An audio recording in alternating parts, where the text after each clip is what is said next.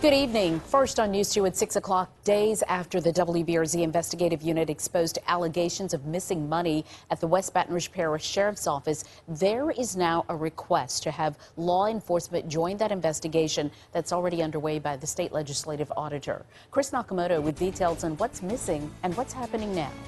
Sylvia, the missing money totals more than $40,000, according to our sources. It was discovered following a deeper dive into the sheriff's office's finances after another employee was arrested for allegedly stealing money from the work release program. I've asked them to ask the state police to assist them in the investigation. 1 week after the WBRZ investigative unit exposed state legislative auditor Mike Wagasback is looking into the finances of the West Baton Rouge Parish Sheriff's Office, a request was made to have law enforcement with arresting powers join them. They can go get warrants.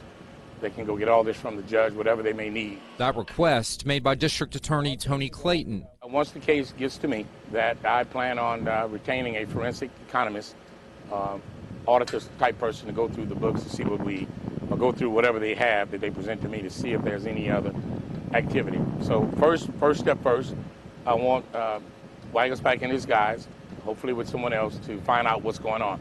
And then if we need any forensic accounting, I can do that as district attorney. 36-year-old Amy Rivera arrested weeks ago, facing multiple felony charges after she was accused of stealing money from the West Baton Rouge Parish Work Release Program.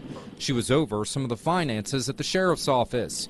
These affidavits obtained by the investigative unit through a public records request were the tip of the iceberg.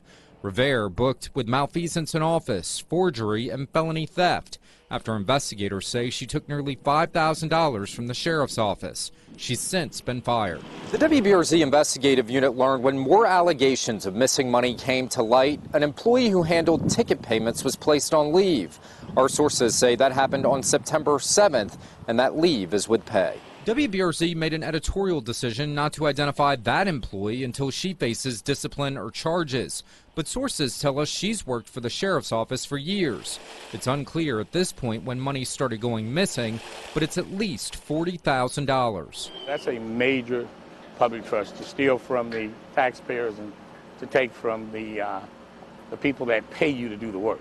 So there's a fiduciary duty, a solemn obligation that when the public puts us in these jobs that we must be accountable for their money, period. Tonight, Clayton says whatever the findings, he intends to take it to a grand jury. If there's criminal activity, then they will be prosecuted. So the public make sure that the public should be aware that there's a check and balance type system. So this case involves the sheriff's office, and technically, I guess, we're all in line. But the bottom line is if there's criminal activity, they will be prosecuted.